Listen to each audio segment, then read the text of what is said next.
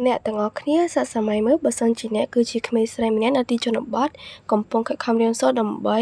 ក្តីស្រមៃរបស់ខ្លួននាពេលអនាគតហើយត្រូវបានប្រាប់ថា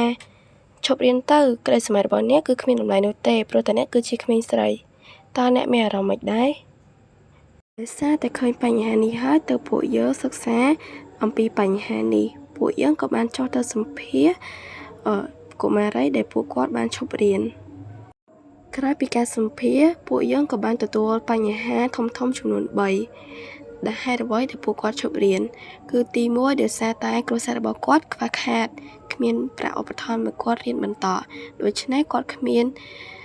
ទីពឹងបន្តគាត់មានតែឈប់រៀនដើម្បីជួយធ្វើការ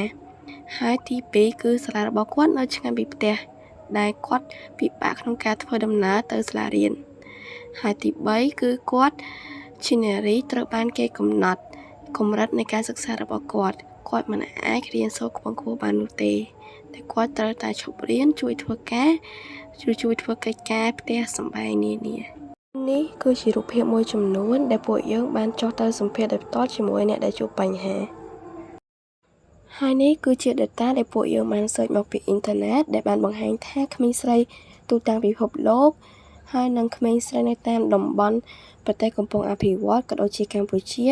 គឺត្រូវបានផ្អាកការសិក្សាឬក៏បញ្ឈប់ការសិក្សាដែលពួកគាត់ពិបាកក្នុងការរកការងារធ្វើដែលអ្នកខ្លះរកបានតិចជាង$2ក្នុងមួយថ្ងៃទៅទៀតហើយអ្នកខ្លះថែមទាំងមិនបានរៀនចប់ថ្នាក់បឋមសិក្សាទេដោយសារតែយើងឃើញបញ្ហាទាំងអស់នេះហើយទៅពួកយើងបាន propose solution ជាច្រើនដើម្បីដោះស្រាយបញ្ហានេះពួកយើងក៏សម្រេចចិត្តយក solution មួយនោះគឺ solution បង្កើត charity ដើម្បីជួយទៅក្មេងស្រីដែលពួកគាត់ជួបការខ្វះខាតដែល charity របស់ពួកយើងគឺមានឈ្មោះថា Hope for Her Education ដែល charity នេះយើងបង្កើតឡើងក្នុងគោលបំណងជួយលើក្មេងស្រីដែលពួកគាត់ចង់បន្តការសិក្សាមូលនិធិនេះពួកយើងបង្កើតឡើងក្នុងគោលបំណងឲ្យអ្នកទាំងអស់គ្នាបរិច្ចាគប្រាក់កាសឬក៏សម្ភារៈផ្សេងៗនានាដែលអ្នកទាំងអស់គ្នាអាចបរិច្ចាគបានដើម្បីជួយដល់ក្មេងស្រីដែលពួកគាត់កំពុងខ្វះខាតនៅក្នុងការសិក្សារបស់ពួកគាត់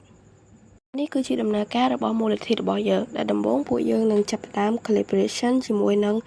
organization ផ្សេងៗដែលមានគោលបំណងចង់ជួយសិស្សស្រីដូចយើងហើយបន្ទាប់មកពួកយើង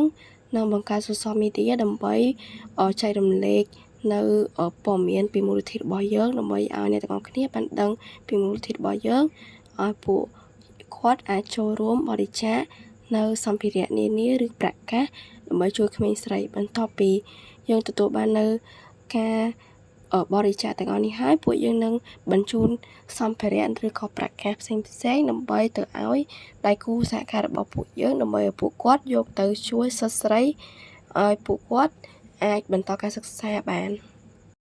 ថាគេ customer របស់យើងគឺមហាជនដែលពួកគាត់មានចិត្តស្រឡាញ់និងអាណិតដល់កុមារីដែលខ្វះខាតមានពួកគាត់មានចិត្តចង់ជួយនិងបរិច្ចាគនិងsponsorship ដែល company ផ្សេងៗដែលពួកគាត់ចូលរួមជួយនិង support ភាពស្មើគ្នាក្នុងការសិក្សារវាងស្ត្រីហើយនិងបុរសហើយជាមួយ organization ផ្សេងៗដែលពួកគាត់បង្កើតឡើងដើម្បីជួយទៅលើក្មេងស្រីហើយទាំងអស់នេះគឺជាដៃគូសហការរបស់ពួកយើងមានដូចជាអង្គការកុមារមេគង្គអង្គការ Action Education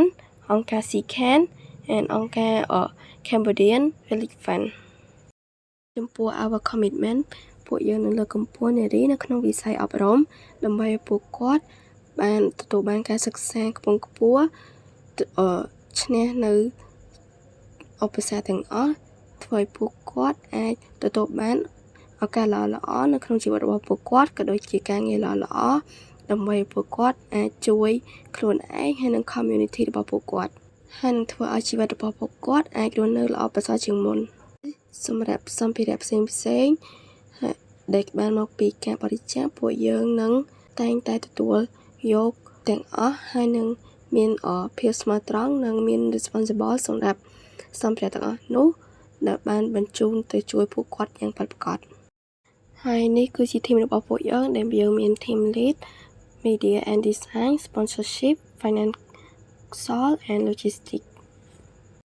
Thank you. Let's share your love with us together.